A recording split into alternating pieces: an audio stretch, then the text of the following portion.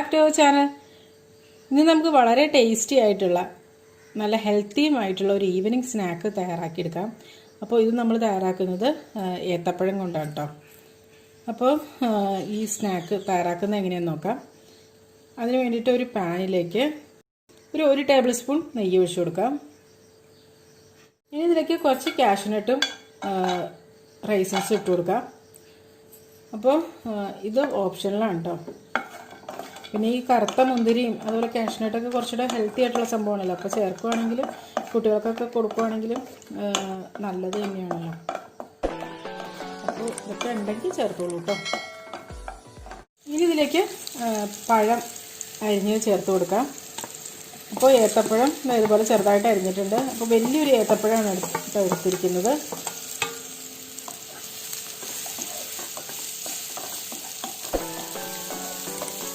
ഇനി നന്നായിട്ടൊന്ന് വഴറ്റിയെടുക്കാം. ഇനി ഒരു 3 ടേബിൾ സ്പൂൺ പഞ്ചസാര ചേർക്കാം. പഴത്തിൻ്റെ മധുരത്തിനനുസരിച്ച് വേണം കേട്ടോ പഞ്ചസാര ചേർക്കാനായിട്ട്.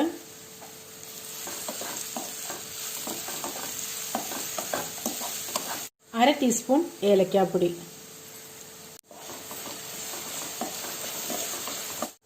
ഇപ്പോൾ അത്യാവശ്യം നന്നായിട്ട് വഴന്ന് വന്നിട്ടുണ്ട്. അപ്പോൾ ഇനി ഇതിലേക്ക് അര കപ്പ് റവ ചേർത്ത് കൊടുക്കാം. ഇതിപ്പോൾ വറുത്ത റവയൊന്നും അല്ല കേട്ടോ, സാധാരണ മേടിക്കില്ല ആ റവയാണ് കേട്ടോ. ഞാൻ നന്നായിട്ടൊന്ന് വറുത്തെടുക്കാം. വറുത്തതോ വറുക്കാത്ത എങ്ങനത്തെ റവ ചേർത്താലും കുഴപ്പമൊന്നുമില്ല കേട്ടോ.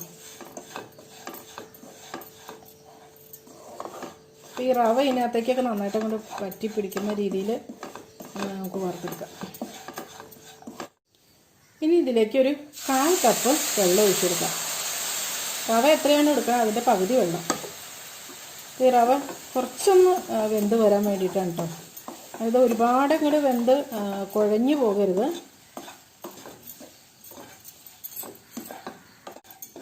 അതായത് പഴം തന്നെയാട്ടോ മുന്നിട്ട് നിൽക്കേണ്ടത്. റവ കുറച്ച് കുറവായിട്ട്, അതായത് ഒരു ബൈൻഡിങ് പോലെയാണ് നമ്മൾ റവ ചേർക്കുന്നത് കേട്ടോ. ഇതുമായിട്ട് യോജിപ്പിച്ച് വരാൻ പാകത്തിനുള്ളൊരു സംഭവം. ഇപ്പോൾ റവ നല്ലപോലെ കുക്കായി വന്നിട്ടുണ്ട് കേട്ടോ. ഇനി നമുക്ക് കുറച്ച് സമയം ഒന്ന് മൂടി വയ്ക്കാം.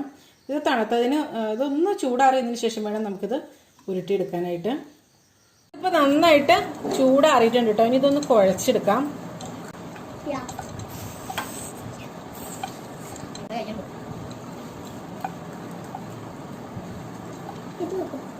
ഇതിപ്പോൾ നന്നായിട്ട് കുഴച്ചെടുത്തിട്ടുണ്ട്. ഇനി ചെറിയ ഉരുളകളായിട്ട് ഉരുട്ടിയെടുക്കാം.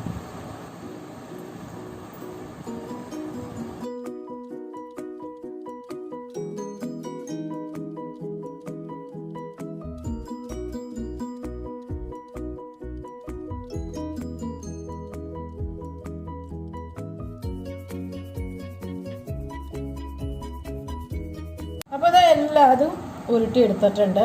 അപ്പോൾ ഇങ്ങനെ വേണമെങ്കിൽ ഇങ്ങനെ ഉപയോഗിക്കാം. അതല്ലെങ്കിൽ ഇതൊരു ഡെസിക്കേറ്റഡ് കോക്കനട്ടിലൊക്കെ ഒന്ന് റോൾ ചെയ്തെടുക്കണമെങ്കിൽ അങ്ങനെ എടുക്കാം കേട്ടോ.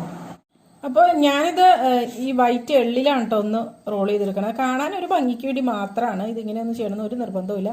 പിന്നെ എള്ളാവുമ്പോൾ കുറച്ചുകൂടെ നല്ലതുമാണ്, കഴിക്കാനാണെങ്കിലും നല്ല ഹെൽത്തി ആയിട്ടുള്ള സംഭവം ഉണ്ടല്ലോ എള്ള്. അപ്പോൾ അത് റോൾ ചെയ്തെടുത്തിട്ടുണ്ട്. ഇനി ഇത് മാറ്റി വയ്ക്കാം. അപ്പോൾ എല്ലാതും ഇതുപോലെ തന്നെ റോൾ ചെയ്തെടുക്കാം. അങ്ങനെ നല്ല ടേസ്റ്റി ആയിട്ടുള്ള ഈവനിങ് സ്നാക്ക് തയ്യാറായിട്ടുണ്ട്. ഇത് ചായയോടൊപ്പം കഴിക്കാൻ നല്ല ടേസ്റ്റാണ്. നല്ല ഹെൽത്തിയുമായിട്ടുള്ളൊരു സ്നാക്കാണ്. വളരെ പെട്ടെന്ന് തന്നെ ഉണ്ടാക്കിയെടുക്കാനും പറ്റും.